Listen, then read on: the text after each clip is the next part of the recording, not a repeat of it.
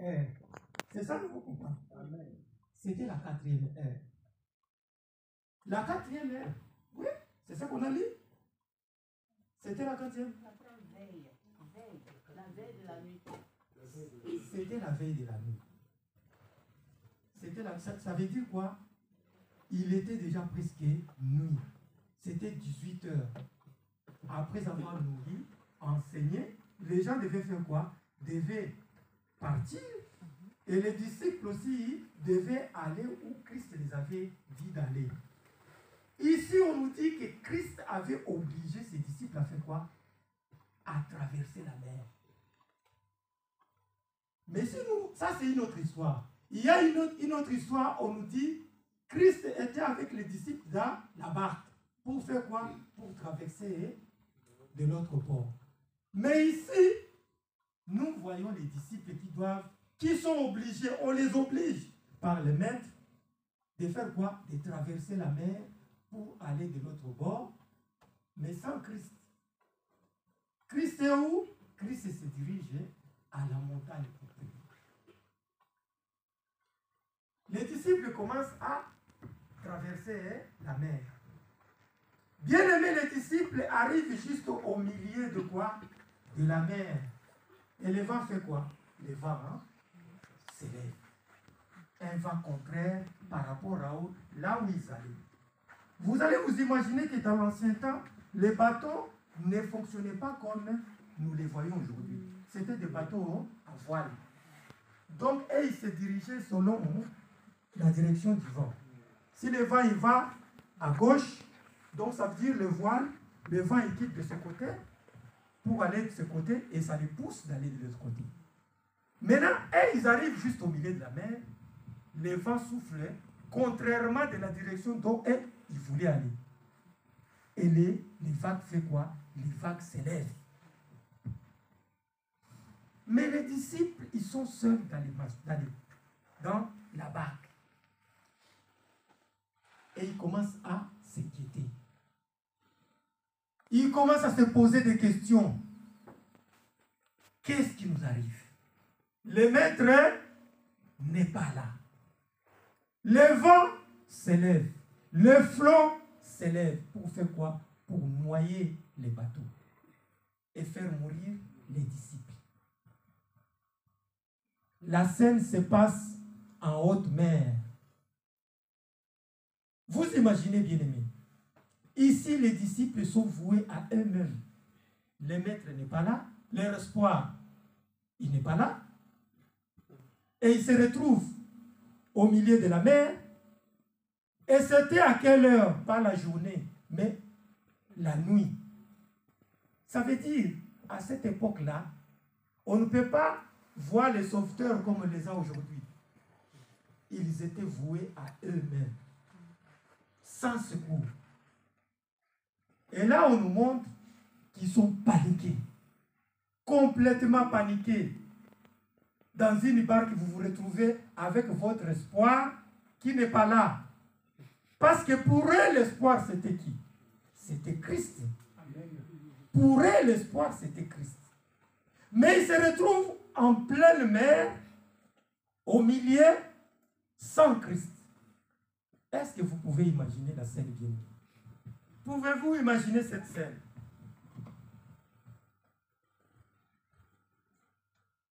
Christ les avait obligés à aller.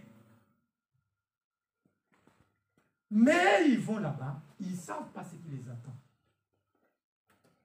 Le maître est là, lui il est en train de prier. C'était la nuit. Et si nous lisons la parole, nous allons voir que Christ les a rejoints à la 4e heure.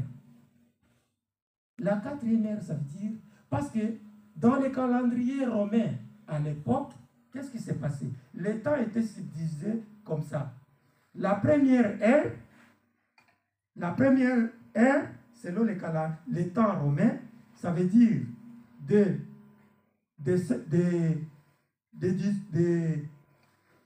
18 heures. Est-ce que vous m'entendez?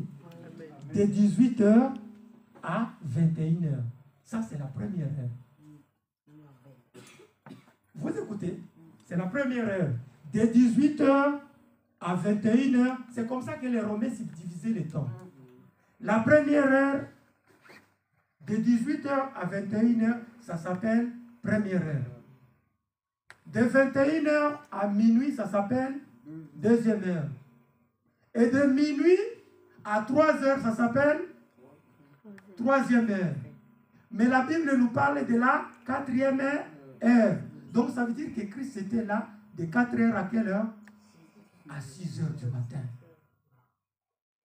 Est-ce que vous vous imaginez la panique, les troubles, les comportements des apôtres face à cette vague, face à ce vent, le flot, voué à eux-mêmes, l'espoir n'est pas là, toute la nuit, parce qu'ils étaient partis à quelle heure? À 18h. La première heure au début de la nuit, Christ les dit, les oblige, allez-y. Et lui, il reste. Donc ça veut dire que ces disciples-là ils étaient tourmentés toute la nuit. Ils étaient tourmentés toute la nuit. En train de chercher quoi? Chercher le secours. Ils étaient en train de chercher le secours. Qu'est-ce que ça veut dire ici, bien-aimé? Ça veut dire quoi? Les disciples avaient oublié qu'ils étaient partis sur l'insi dit l'Éternel. Amen. Alléluia, bien-aimé. Amen. Les disciples avaient oublié que c'est Christ qui les avait obligés à aller. Et que quand Dieu dit un mot, et la chose doit s'accomplir. Ça veut dire quand Dieu parle, il est derrière sa parole pour faire quoi? Pour l'accomplir, l'exécuter bien. Ça veut dire quoi? Ça veut dire que les disciples, en vrai dire, ils n'étaient pas seuls. À s'inquiéter. Ils n'étaient pas seuls. Ils n'étaient pas seuls. Parce que ce n'est pas de leur propre gré qu'ils ont voulu traverser la mer sans Christ. Mais c'est le maître qui les avait obligés. Arrivés au milieu de la mer, les vagues, les flots s'élèvent. Mais eux, étant disciples, ils ne savaient pas que la parole que Christ leur avait adressée, c'était une parole qui les accompagnait, sachant que Dieu est dans sa parole. Amen. Alléluia, bien-aimé. Dieu était dans sa parole. Il les accompagnait. Quoi que le flot, quoi que la mer s'était levée, Jésus était avec eux. Alléluia, bien-aimé. Ils ne savaient pas que la parole de Christ, en les obligeant de traverser la mer sans eux, était avec eux. Parce que Dieu est partout. Qu'est-ce qui peut arriver dans la vie d'un enfant de Dieu sans que Dieu ne soit au courant? Alléluia, bien-aimé. Qu'est-ce qui peut arriver dans ta vie sans que Dieu ne soit au courant? Ça veut dire, toute la scène qui s'est passée en haute mer, Jésus était là en train de rire. Il se moquait d'eux. Parce qu'ils étaient les hommes de peu de foi. Ils étaient les hommes de peu de foi. S'ils savaient que Christ est la parole, et quand il dit un mot, il accomplit et il accompagne cette parole qu'il a prononcée. Et ils n'avaient pas ça, étant donné qu'ils étaient aussi disciples. Ils se sont tourmentés toute la nuit. Ils ont pleuré toute la nuit. Ils ont cherché le secours à gauche, à droite. Oui, on peut se mettre à leur place, bien-aimés. Ils étaient dans la peine. Ils étaient dans la souffrance. Parce qu'ils traversaient toute la nuit. Sans les maître, l'espoir était resté de l'autre côté. Maintenant, qu'est-ce qui leur est arrivé? Ils arrivent au milieu de la mer. Les vagues qui s'élèvent. Maintenant, qu'est-ce qu'il faut faire? Parce que ça souffle contrairement. Il faut rebrousser chemin. Alléluia, bien-aimé. Ça veut dire, il devait être obligé de rebrousser chemin. Rentrer d'où il venait. Maintenant, si vous vous posez la question, vous imaginez quelqu'un qui a fait 10 km. Hein? Il a fait 10 km. Tu arrives au milieu de la route, il y a cette difficulté qui arrive. Et que la distance qui te reste encore, c'est combien? C'est 10 km à faire. Parce que la distance est de 20 km. Maintenant, tu as parcouru 10 km. Il te reste 10 km à faire pour arriver au bord.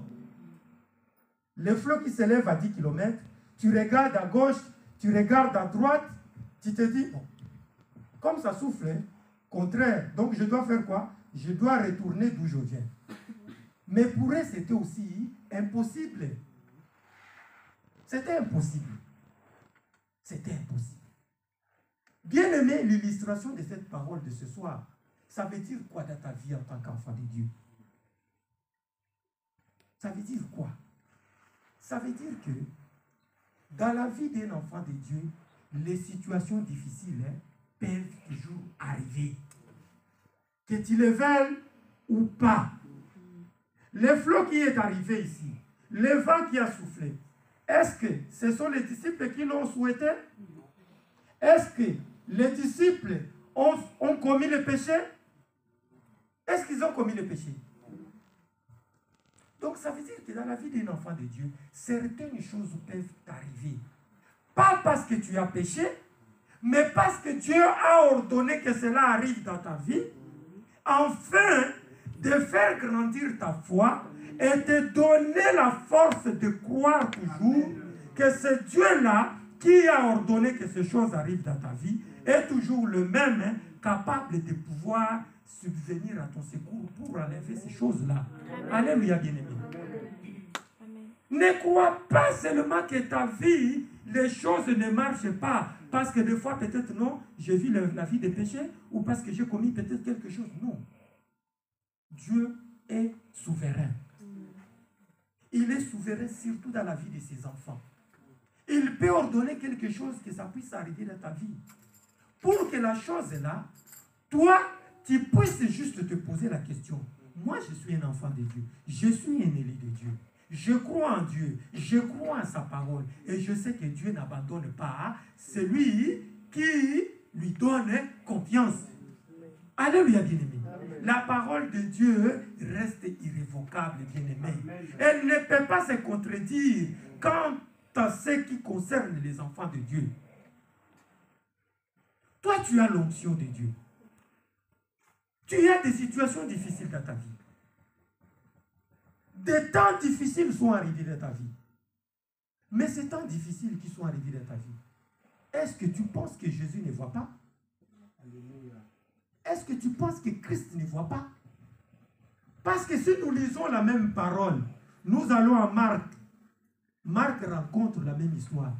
Mais Marc dit, Jésus a vu. Tu comprends? Jésus a vu que les disciples étaient en difficulté. Il n'y a rien qui puisse arriver dans ta vie que Jésus ne voit pas. Ne sois pas quelqu'un qui doit être tourmenté comme les disciples qui se croient, on dirait qu'ils n'ont plus Christ. Jésus est là. Amen. Il est l'Emmanuel. Quelle que soit la difficulté, quelles que soient les circonstances de ta vie, Jésus est toujours là. Amen. Jésus est toujours là, bien-aimé. Ne soyons pas des gens qui sont là en train de s'inquiéter sur nos situations. Non. Soyons confiants, c'est Dieu-là que nous avons cru. Jésus s'est présenté à la 4e heure. Ça veut dire le matin. Ça fait longtemps que tu vis cette vie. Ça fait longtemps que ta vie est comme elle est. Ça fait longtemps que ta famille est comme elle est. Est-ce que Christ ne voit pas ta famille? Est-ce que Christ ne voit pas ton foyer? Est-ce que Christ ne voit pas ton travail, la situation que tu vis dans ton travail? Christ ne voit pas ça. Soyons des enfants qui doivent donner de la force à notre Christ d'agir dans notre vie. Ne soyons pas des gens qui se voient toujours les démons. Les sorciers, non. Les sorciers ne sont jamais au-dessus de Jésus. Alléluia. Les disciples, quoi qu'ils ont vécu tout ça, Jésus a compris qu'ils n'ont pas encore grandi. Toi, tu ne dois pas être à cette étape. Tu dois être quelqu'un qui doit être au-dessus de ce que les disciples ont vécu. Et ils ont considéré que Christ n'est pas là. Mais Christ était là. Parce que Dieu voit tout. Là où il était, ce qu'il ne voyait pas, c'est qu'il vivait en pleine main. Il voyait. Et c'est au moment voulu par Dieu que Jésus est venu. Il est venu comment libérer son peuple? En marchant sur les eaux. Bien aimé, sache que à cause de toi, Dieu peut changer.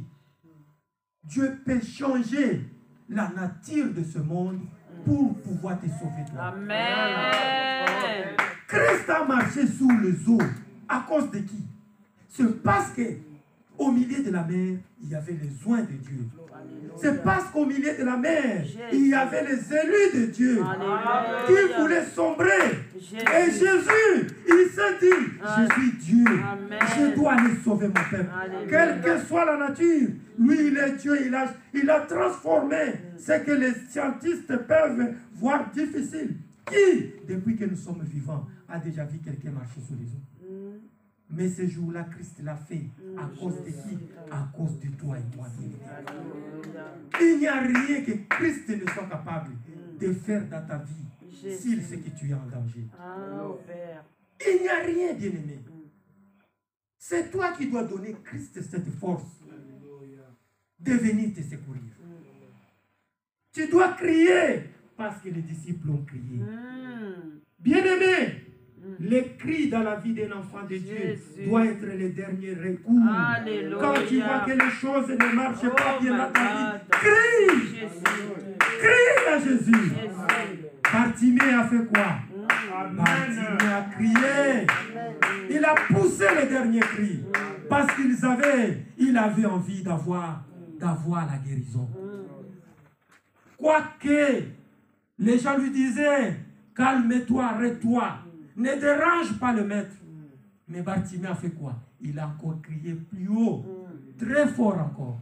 Bien-aimé, quand les choses ne marchent pas bien dans ta vie, tu as les cris qui te restent. Crie! Crie! En criant. Même si Christ ne venait pas, quand tu priais, quand tu plairais. Mais quand tu cries, il peut changer la loi de la nature pour toi, bien-aimé. Il peut changer la loi de la nature pour toi. Ce jour-là, Christ a marché sous les eaux parce que les disciples ont crié. Ils ont cherché au secours et ils ont crié. Et il a dit, pour mes enfants, je peux tout changer. Et il a marché sous les eaux pour aller les secourir. Bien-aimé, rien n'est impossible à toi pour Jésus. Ta vie, c'est rien. Le combat que tu vis, c'est pour un temps. Le diable, il ne connaît pas après le temps que tu es en train de traverser. C'est un temps auquel donne à Christ la force de te soutenir et de te garder toujours en communion avec lui. C'est ce qui compte dans la vie d'un enfant de Dieu. Ne désespère pas parce que ton rédempteur est encore vivant. Ta vie n'est pas la fin. La vie que tu mènes là, quoique le combat puisse s'élever, le flot puisse s'élever, Christ n'a pas encore dit le dernier mot. Et quand il le dira, il changera ce que les scientifiques, les gens de ce monde considèrent impossible. Il viendra à ton secours en marchant sur les eaux, là où les gens ne peuvent pas marcher. Il viendra à ton secours. Alléluia, bien-aimé. Laisse que Christ ce soir, la gloire lui revienne dans tout ce que nous vivons. Elle péchissait, ça fait 5 ans que nous venons de vivre. Nous avons connu le flot. Les vents contraires ont soufflé contre cette église. Est-ce qu'elle n'est pas vivante? Elle est toujours là. Pourquoi? Parce que Christ était venu au secours d'elle péchissait. Quand les vents s'étaient soufflés contre elle péchissait, Christ était là pour la venir au secours. Et elle subsiste toujours jusqu'aujourd'hui. Bien-aimé, rien n'est contraire. C'est Satan qui nous trompe. C'est Satan qui nous fait voir que tout est impossible.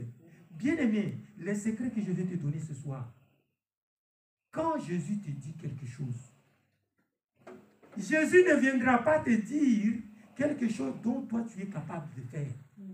Il viendra te dire de faire quelque chose dont toi tu verras que c'est impossible de faire. Parce que c'est dans l'impossibilité de ce que toi tu croiras que la chose est, que Christ a le pouvoir de rendre cette chose-là, quoi? Possible, bien-aimé. La chose que toi tu vois qui est possible à toi, ça Christ ne peut pas te dire de faire. Christ te poussera toujours à faire les choses dont il voit que non, ça, mon fils dira que c'est impossible. Christ a dit à Pierre, qui disait, si c'est toi Christ, ordonne que je fasse quoi? Que je marche sous les eaux. Est-ce que Pierre a marché? Pierre a marché. Mais il a marché avec doute. Parce que pour lui, c'est impossible. C'est impossible. Tout ce qui est impossible à l'homme est toujours possible à Dieu. Amen. Et quand Dieu te dit quelque chose d'impossible, crois que ce qu'il te donne là de faire, fais-le. Parce que derrière ça, il y a un miracle qui va suivre. Amen. Et c'est ce miracle, c'est qu'il y ait Christ, la possibilité en toutes choses. Bien. Si Pierre a commencé à sombrer, c'est parce qu'il manquait la foi. Garde ta foi. Ne désespère pas. Tu as un rédempteur qui est là. C'est lui qui change la nature. Bien-aimé, si nous parcourons la parole, nous allons encore voir Shadrach, Meshach et Abednego dans la fournaise au feu. Quand on les avait jetés là-bas, est-ce que Christ n'était pas là? Alléluia. Christ était là.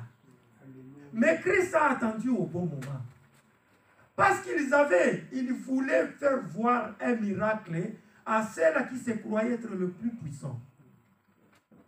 Si Jésus accomplissait le miracle avant qu'il soit jeté dans la fournaise, ça ne serait pas un miracle, bien-aimé. Le miracle, c'était laisse-le jeter. Parce que avant qu'il tombe dans le feu, moi je serais déjà là pour les recevoir, les accueillir. Et c'est comme ça que le miracle était venu. Pour Shadrach et Meshach et Abednego, ils ont vu que c'est quelque chose. Pour le roi, ils savaient que ces gens, c'est la mort. C'est fini pour eux. Mais les derniers mots appartenaient à qui? Appartenaient à Jésus. Amen. Et le miracle s'est opéré là où c'était impossible pour le roi qui croyait que ces gens, dès qu'ils tombent dedans, c'est fini pour eux.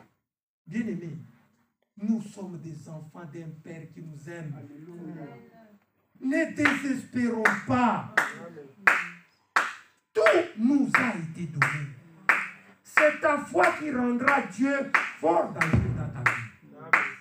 À chaque fois que tu auras une foi qui est en train de tanguer à gauche, à droite, à chaque fois tu rendras Dieu faible d'agir dans ta vie.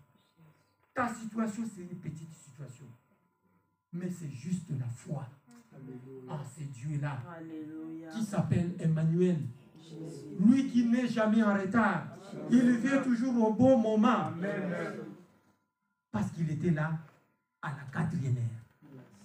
Mais les disciples sombraient à 18 heures. Mais lui s'est présenté à la 4e heure, le matin. Parce qu'il savait que le matin, c'était le moment agréable pour lui de pouvoir sauver son peuple. Ne presse pas Dieu d'agir dans ta vie, bien-aimé. Laisse-lui le temps. Jésus. Laisse le temps de Dieu s'accomplir dans ta vie. Dieu sait pourquoi tu traverses cette situation. Le temps de Dieu n'est pas encore arrivé, bien-aimé. Quand le temps de Dieu viendra, il sera là au bon moment. Amen. Et cette situation passera. Et tu en riras. Et tu seras dans la joie. Jésus. Que la gloire de l'Éternel soit rendue ce soir. Amen.